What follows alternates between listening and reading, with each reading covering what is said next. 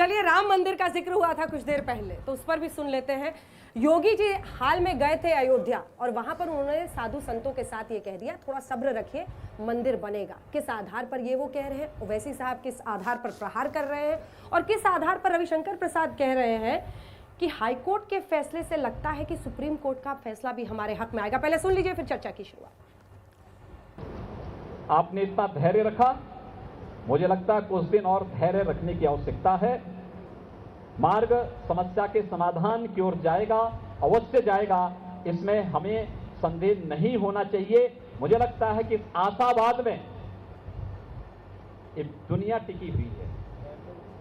मेरे भाई, समझो इस बात को कि पहले ट्रिपल तलाक के नाम पर शरीयत में मदाखलत, अब मस्जिद को छीनना इन हमारा मकसद क्या है कि एक बार बाबरी मस्जिद गई तो फिर दोबारा वो 1000 2000 मसाजिद के मसले को निकाल दो, उसको निकाल दो। जितना ये मुद्दा इनको पसंद है, उससे ज्यादा मुझे लगता है आपको पसंद है। मैडम, आपको मैं पसंद हूं, मैं क्या करूं, इसलिए बार बार बुला रहे थे आप। अब मैं आपसे ये कह रहा हूं कि ये कोर्ट का मसला है। मैंने तो नहीं कहा ना कि ये, जैसा इनके विश्व हिंदू परिषद लोगों ने कहा कि हम 2 अक्टूबर 10 को हम फाउंडेशन डाल देंगे। मैं तो ये नहीं कि आरएसएस के चीफ ने कहा कि अब वहाँ पर कुछ नहीं बनेगा, मंदिर ही बनेंगे। हम तो कह रहे हैं कि भाई कोर्ट में है, बल्कि मैं तो ये कह रहा हूँ कि 2019 तक इस मसले पर डिसीजन ना आए, क्योंकि ये सरकार जो है, पहले आप रोज कहते थे जल्दी करो जल्दी करो। नहीं, मैं इस क्यों कह रहा हूँ आपको बता रहा हूँ। हाँ। मैं आपको इसलिए कह रहा हूँ, मोदी जी को फायदा हो जाएगा। बिल्कुल, वो खेलेंगे।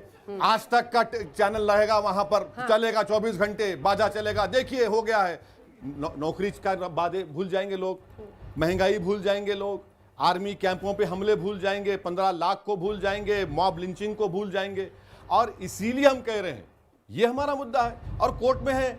उसमें बुरी बात क्या है? मोदी का फायदा देखकर मतलब आपने यू टर्न ले लिया। क्या यू टर्न? यही यू टर्न। पहले रोज कहते थे डेली हियरिंग कराओ, नहीं, यू टर्न नहीं है, फैसला कराओ, लटकाते हैं। हरगिज यू टर्न नहीं लिए। आज भी हम सीधे रास्ते पर चल रहे हैं, सिराते मुस्तकीम पे। हम तो यही कह रहे हैं कि ये लोग, देखिए फायदा ये लोग उठाना चाह रहे हैं बहुत। और इनको कैसे मालूम जजमेंट कैसा आएगा? दोस्तों, आप सभी से मैं हाथ जोड़ के निवेदन कर रहा हूँ, आप लोग मेरे चैनल पर नए हैं तो प्लीज मेरे चैनल को सब्सक्राइब करें और मेरे वीडियो को ज्यादा से ज्यादा लाइक करें और शेयर करें। दोस्तों, मेरे इस चैनल पे इसी टाइप का आप सभी को वीडियो देखने को मिलेंगे। दोस्तों, कि मैंने 1990 में 16 हिंदू मरवा दिए थे, 40 भी मर जाते तो गम नहीं था। कौन लाया राम मंदिर का मुद्दा? हम लाए या दूसरे लाए? बताइए। और दूसरा मैं ये भी याद दिलाना चाहता हूं, योगी जी को किसने कान में कहा, वो जो साधु संतों के बड़े से मंच पर उसका भी जवाब दे रहा हूं, उसका भी जवाब दे रहा हूं। पहला मैं पॉलिटिकल जवाब दे दूं। जब राम मंदिर का मुद्दा शुरू हुआ, प्रभु की कृपा देखिए, हमारी कितनी सीटें थी? 2। अब कितनी? 282। उत्तर प्रदेश की विधानसभा में कितनी थी? 17। आज 325। कांग्रेस कितनी थी? 267।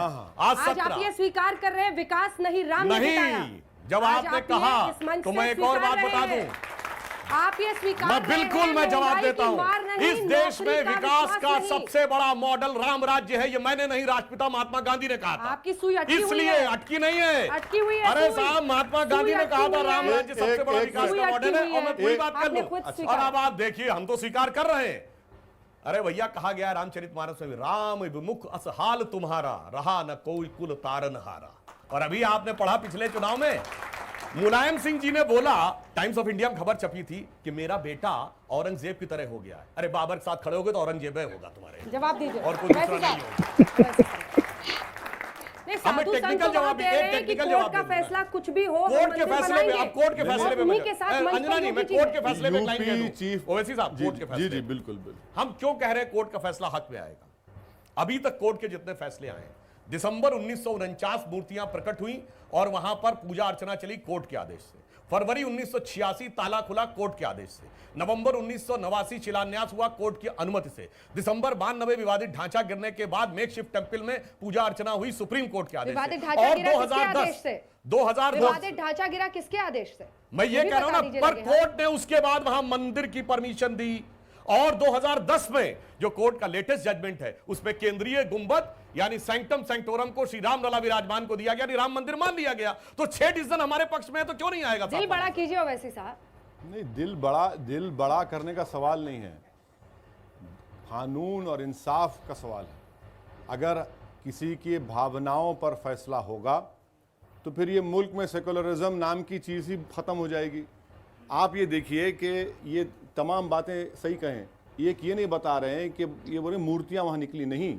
FIR देखिए जिसका केस चल रहा है, उसमें कहा गया है कि रात के 26 और 27 दिसंबर 49 की रात में मूर्तियाँ रखी गई। FIR कहता है मस्जिद तोड़ी गई, किसने तोड़ा वहाँ पर केस चल रहा है अडवाणी मुरली मनोहर जोशी के ऊपर।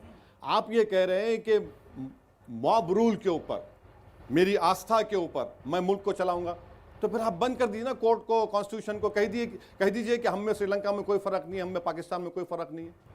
और ये राम राज्य की बात करते, इन्हीं का एक MLA यूपी का कहा है कि राम राज्य होता भी तो रेप कम नहीं होगा। अरे क्या क्या कह रहे हैं, कहाँ आप हम ये कह रहे हैं ना कि ये मुद्दे पे बहस तो ये करना चाहिए था कि हमने इतने नौजवानों को नौकरियां दी हैं, हमने इकोनॉमी को रिवाइव कर दिया है, हमारे एक्सपोर्ट्स में इजाफा हुआ है, पेट्रोल की कीमत कम हो चुकी है, डॉलर 40 रुपये पे आ चुका है। ये नहीं, मगर इस इश्यूज पर लाएंगे और एक दाढ़ी वाले को खड़ा कर देंगे सामने और लगा चला मामला, बजाइए बाजा और लोग तालियां मारते रहेंगे। आप अपनी रोटी सेकते आपके रहेंगे। लिए ताली बजा रहे हैं इस नहीं, बार मेरे तो। लिए नहीं, मेरी सच्चाई पर ताली मार रहे हैं और ये बता रहे हैं कि इनकी गलती है। सुनिए ये अब मेरा खेल खेल सवाल, रहे हैं ये। क्या मस्जिद के लिए, नमाज के लिए आस्था आधार बन सकता है, लेकिन राम के लिए उसकी जन्मभूमि पर मंदिर बनना आस्था उसका आधार नहीं? आस्था पर नहीं हो सकता फैसला। मेरे और आस्था के ऊपर इस कोर्ट का फैसला नहीं होगा। कोर्ट का फैसला होगा तो डॉक्यूमेंट्स और एविडेंस के ऊपर होगा। मैं जवाब देना चाहता हूं जल्दी से। बिल्कुल, जो 2010 का जजमेंट है वो आर्कियोलॉजिकल सर्वे की रिपोर्ट के ऊपर बेस्ड है, 2003 में जो आर्कियोलॉजिकल सर्वे गलत किया था। बिल्कुल और रही बात अगर फैक्ट पे करेंगे तो बाबर के जमाने के जमीन के दस्तावेज में लिखा हुआ है मालिक रामलला और बल्दियत राजा दशरथ। आप कहां तक जाएंगे? दूसरी बात मैं कहना चाहता हूं, आप गलत कह रहे हैं सुधांशु साहब, आप पढ़े लिखे हैं, प्लीज आप पढ़े लिखे हैं, आप पढ़ते बहुत हैं, मुझे मालूम, इसे गलत मत बोलिए। नहीं, मैं एक फैक्ट बताता हूं, ये आस्था का मामला ही नहीं है, ये तो राष्ट्र की पहचान का अभी आ गया। अब देखिए राष्ट्र की पहचान 2 मिनट पहले क्या कहा? बिल्कुल 2 मिनट पहले क्या कहा था? जो लोग कहते हैं कि भगवान राम का मुद्दा सांप्रदायिक है, तो मैं पूछना चाहता हूं कौन सा ऐसा देश है जहां पर कि पर डे नेशनल ब्रॉडकास्टर पे रामायण आती है? वो देश है इंडोनेशिया, जो दुनिया का सबसे बड़ा मुस्लिम देश है। अभी पिछले साल थाईलैंड के किंग की डेथ हुई, क्या टाइटल था उनका? Bhumibol Adulyadej king Rama the 9th। Hindu के देश नहीं है थाईलैंड। साउथ कोरिया, जहां क्रिश्चियन और बुद्ध हैं, वो कहते हैं जी हमारा डिसेंडेंस भगवान राम से है। तो साहब, ये देश की अस्मिता, देश की पहचान की बात थी, इसीलिए महात्मा गांधी ने राम राज्य माना था। इसका धर्म और मजहब से कोई मतलब नहीं। इंडोनेशिया थाईलैंड मान जाते हो, वैसी साहब नहीं मानते। अरे नहीं मानेंगे, नहीं, हरगिज नहीं। और श्रीलंका मानता है, हरगिज नहीं मानो। क्यों नहीं मानेंगे? क्योंकि कॉन्स्टिट्यूशन मुझे कहता है मत मानो श्रीलंका को, कॉन्स्टिट्यूशन कहता है इंडोनेशिया को मत मानो, कॉन्स्टिट्यूशन कहता है कि तुम हिंदुस्तान में हो, हिंदुस्तानी की तरह सोचो और कॉन्स्टिट्यूशन पर मानो।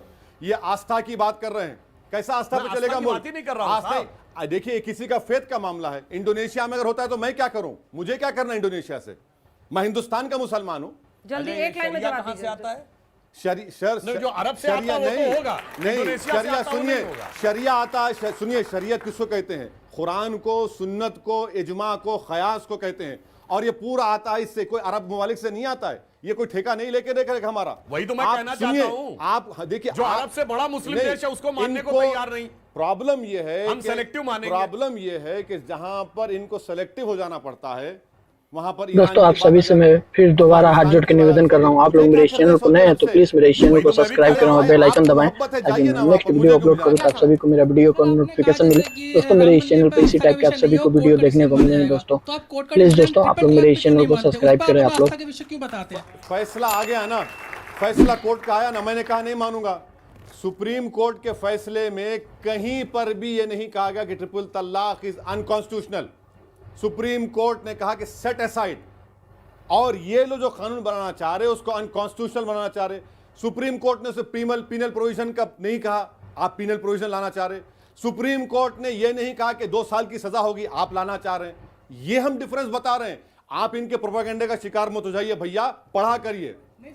मेरा सुधांशु त्रिवेदी जी से सवाल है, ये जब भी चुनाव आता है, जब भी मंदिर का मुद्दा आ जाता है, हमें मंदिर नहीं चाहिए, हमें रोजगार चाहिए।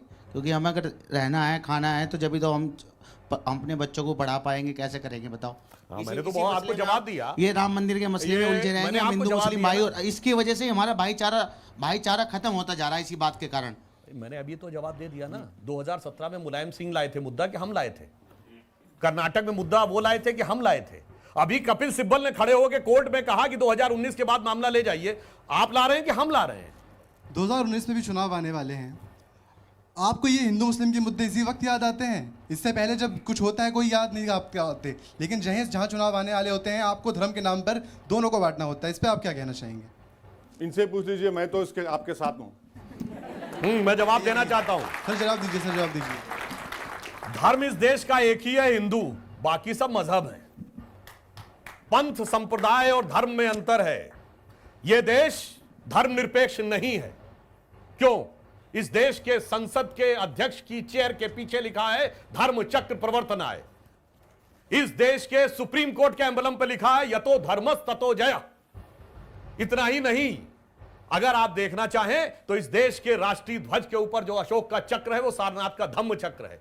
धर्म वो है जो इस देश को चलाता है। संप्रदाय, मजहब वो पहचान है, जैसे रास्ते की पहचान होती है। धर्म वो है जैसे धरती है जो सबको धारण करती है। बिल्कुल। इसीलिए हिंदुस्तान दुनिया का एकमात्र देश है बिल्कुल नहीं, जिसमें अगर आपको दुनिया के सारे मजहब मिलेंगे तो सिर्फ भारत में मिलेंगे। बिल्कुल सिर्फ भारत में। बिल्कुल नहीं। यहूदी और जोरस्ट्रियन जो खत्म हो गए अपनी जमीन से, वो भी भारत में है। क्योंकि इस देश का धर्म जो है, जिसे आप हिंदू कह के आज डीमीन रिलीजियस टर्म में करना चाहते हैं, उसकी वजह से ये बड़ी चालाकी के साथ ये बता रहे हैं कि हिंदुस्तान का एक मजहब है वो हिंदू धर्म है।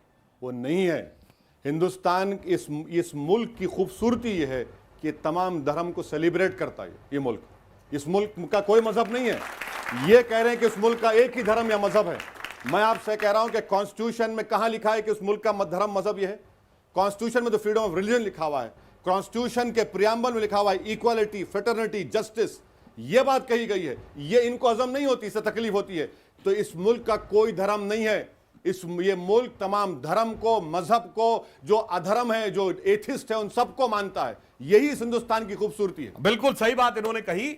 अब मैं जवाब देना चाहता हूं कि साहब, जब ये देश बना, संविधान में न हिंदू शब्द था न सेकुलर शब्द था, क्योंकि दोनों इस देश की इसमें मैं कहना चाहता हूं इनको रोकना चाह रहा हूं यहां पर। पे जाता है। सुनिए, मैं बताता हूं नहीं सर, नहीं सर, अभी नहीं, आप गलत कर। जस्टिस चंद्रचूड़ ने दिल्ली एलजी के जो पावर्स के जजमेंट में जस्टिस चंद्रचूड़ ने कहा कि इनहेरेंट है सेकुलरिज्म इस मुल्क में। दोस्तों प्लीज आप लोग मेरे चैनल को सब्सक्राइब करें। आप सभी से मैं हाथ जोड़ के निवेदन कर रहा हूं, प्लीज दोस्तों। सुधांशु साहब, फ्रेटर्निटी, इक्वालिटी, मैं बिल्कुल जवाब देना चाहता हूं।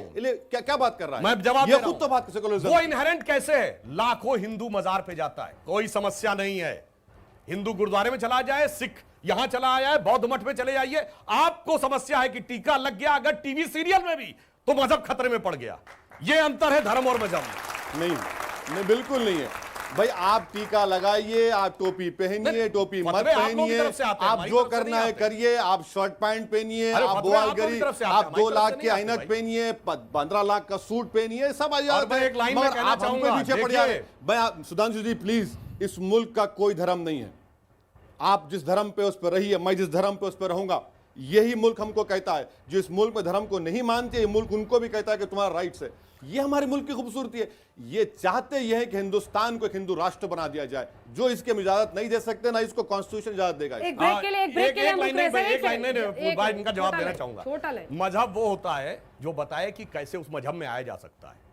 हिंदू धर्म में हिंदू धर्म बनने का कोई प्रावधान ही नहीं है, सिवाय इसके कि आप पैदा हुए होने चाहिए। इसीलिए भारत दुनिया का एकमात्र देश है जिसने इन्वेजन नहीं किया, क्योंकि यहां कन्वर्जन का कॉन्सेप्ट नहीं है। इसलिए मैं एक लाइन में कहना चाहूंगा, अटल जी की बड़ी फेमस कविता थी, हिंदू तन मन हिंदू जीवन, रग रग हिंदू मेरा परिचय। उसकी 2 लाइनें हैं जो सारे देश धर्म भारत का सारा सार है कि होकर स्वतंत्र मैंने कब चाहा मैं कर लूं जग को गुलाम, मैंने तो सदा सिखाया है करना अपने मन को गुलाम। गोपाल राम के नामों पर कब मैंने अत्याचार किया, कब दुनिया को हिंदू करने घर घर में नरसंहार किया। कोई बतलाए काबुल में जाकर कितनी मस्जिद तोड़ी, भूभाग नहीं शत शत मानव के हृदय जीतने का निश्चय, हिंदू तन मन हिंदू जीवन, रग रग हिंदू मेरा परिचय। दोस्तों वीडियो यहाँ खत्म हुआ। दोस्तों आप लोग पूरा वीडियो देखें ही।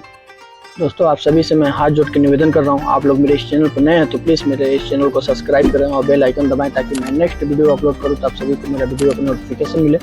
दोस्तों मेरे इस चैनल पर इसी टाइप के आप सभी को वीडियो देखने को मिलेंगे। दोस्तों प्लीज़ दोस्तों आप लोग मेरे इस चैनल को सब्सक्राइब करें दोस्तों। ओके दोस्तों, मिलते हैं नेक्स्ट वीडियो में, तब तक के लिए बाय। जय हिंद, जय भारत, जय श्री राम।